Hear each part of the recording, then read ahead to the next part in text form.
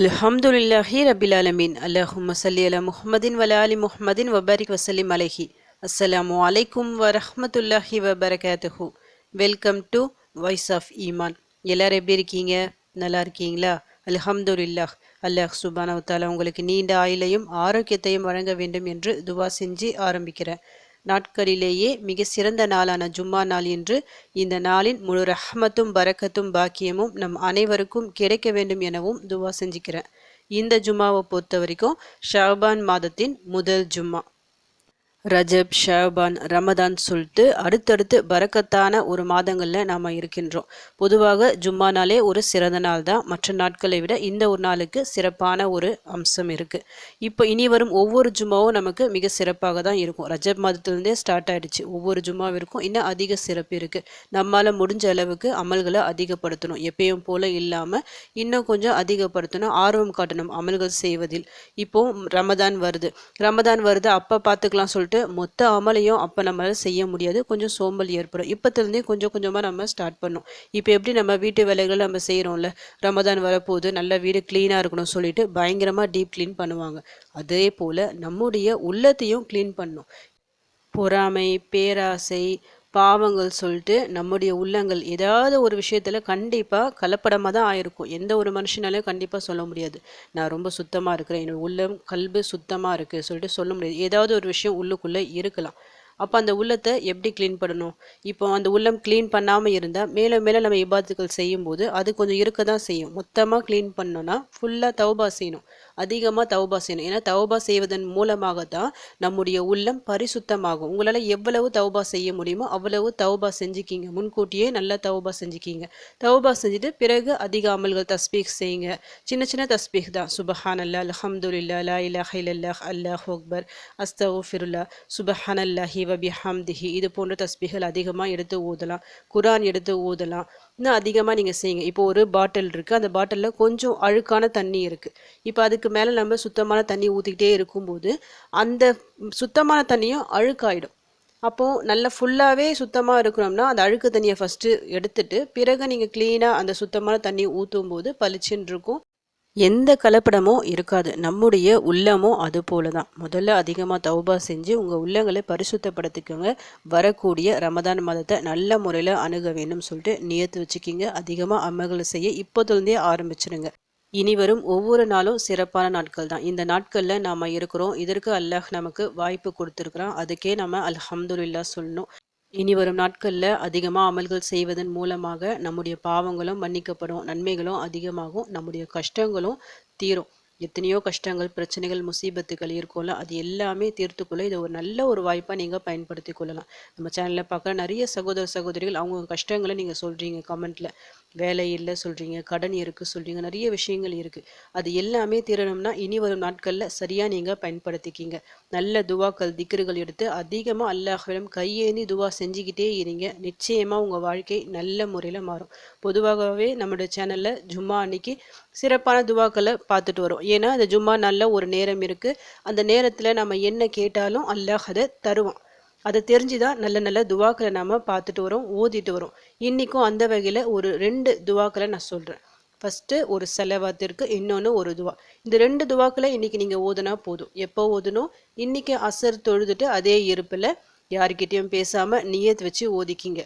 உங்களுக்கு என்ன கஷ்டம் இருக்கோ அந்த கஷ்டம் நீங்கணும் சொல்லிட்டு நியத்து வச்சு ஓதுங்க. 2த்தையும் 100 முறை 100 முறை ஓதணும். சின்ன செலவாத் தான். அந்த செலவாத் ஒரு 100 முறை, பிறகு நான் சொல்ல போகிற ஒரு துவா ஒரு 100 முறை சொல்லிட்டு ஓதி துவா செஞ்சு பாருங்க. உடனடியாக பதில் கிடைக்கும். ஏன்னா இந்த துவாவோட சக்தி அப்படி. கேட்டவுடன் பதில் கிடைக்கக்கூடிய துவாக்கள் நிறைய இருக்குல்ல, அதில் இந்த துவாவிற்கு முதன்மையான இடம் இருக்குது. நீங்கள் ஓதி பாருங்க. இன்ஷா அல்லாஹ் கண்டிப்பாக எப்படிப்பட்ட காரியமாக இருந்தாலும் சரி இந்த ஒரு நாளில் தீரும். அப்படி ஒரு நாளில் தீரலாம் கூட தொடர்ந்து நீங்கள் ஓதிட்டு வாங்க. ஒரு 3 நாளாவது தொடர்ந்து ஓதிட்டு வாங்க. நல்ல ஒரு மாற்றம் கண்டிப்பாக கிடைக்கும். ஆனால் மனப்பூர்வமாக நம்பிக்கையுடன் ஓதணும். செலவாத்தை பொறுத்த வரைக்கும் நிறைய செலவாத்துக்கள் இருக்குது. உங்களுக்கு தெரிஞ்ச செலவாத்துக்களை நீங்கள் இதை எடுத்து ஓதலாம். நான் சின்னதாக அல்லாஹும்ம ஸல்லி அலா முஹம்மத், இறைவா முஹம்மது நபி ஸல்லல்லாஹு அலைஹி வஸல்லம் அவர்கள் மீது அருள் புரிவாயாக சொல்லிட்டு சின்ன செலவாத்தான் நான் சொல்கிறேன். இதை 100 முறை ஓதிக்கிங்க. இப்போ 100 முறை ஓதுவது என்பது ரொம்ப சிரமமான விஷயம் இல்லை. சீக்கிரமாக ஓதிடலாம். ஏன்னா சின்ன செலவாத் தானே. இதை தவிர்த்து உங்களுக்கு தெரிஞ்ச செலவாத்தை கூட நீங்கள் ஓதலாம். இப்போது இந்த செலவாத்தை நம்ம 100 முறை ஓதுறோம். 100 முறை ஓதுனா உடனடியாக நமக்கு என்ன கிடைக்கும்? அல்லாஹ் சுப்ஹானஹு வ தஆலா நம்மீது 1000 முறை அருள் புரிவான். அல்லாஹ்வின் அருள் 1000 மடங்கு நம்மளுக்கு உடனடியாக நம்ம வீட்டில் இறங்கும். நம்முடைய 1000 தவறுகள் மன்னிக்கப்பட்டு 1000 அந்தஸ்துகள் உயர்த்தப்படும். இந்த சின்ன செலவாத்தை 100 முறை ஓதுவதால் உடனடியாக நமக்கு இவ்வளவு நன்மைகள் கிடைக்குது. இது ஒன்று போதும் நம்முடைய எல்லா பிரச்சனைகளும் தீர்வதற்கு. அடுத்து இது கூடவே இந்த ஒரு துவாவையும் சேர்த்து ஓதிக்கிங்க. அந்த துவா வேற ஒன்றுமே இல்லை.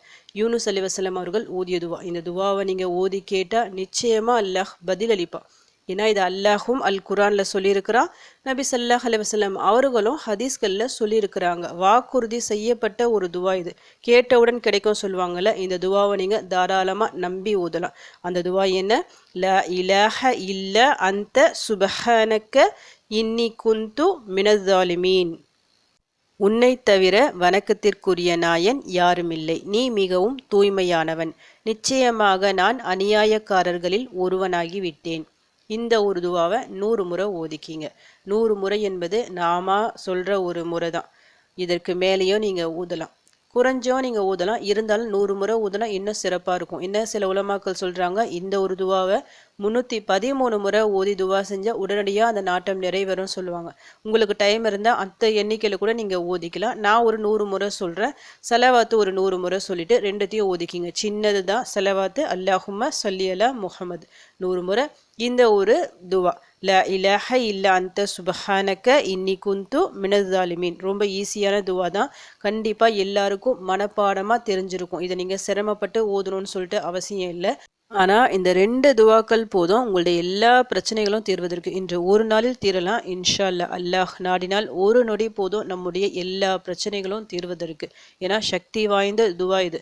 இந்த துவாவை பற்றி அல்லாஹ் சுப்ஹானஹு வ தஆலா அல் குரானில் என்ன சொல்கிறான்? இந்த துவாவை மட்டும் யூனுஸ் அலைஹிஸ்ஸலாம் அவர்கள் ஓதி இருக்காவிட்டால் மறுமை நாள் வரை அவங்க அப்படியே மீன் வயிற்றுல தான் இருந்திருப்பாங்க. மறுமை நாளில் தான் நான் எழுப்பியிருப்பேன் அப்படின்னு அல்லாஹ் சொல்கிறான். இந்த துவாவுக்கு அவ்வளவு சக்தி இருக்குது. என்ன துவா இது? இது தௌபாவிற்கான துவா தான். அவங்க ஒரு தவறை செஞ்சிட்டாங்க, மீன் வயிற்றுக்குள்ளே மாட்டிக்கிட்டாங்க. அல்லாஹ் சுப்ஹானஹு வ தஆலா தண்டிச்சிட்டான்.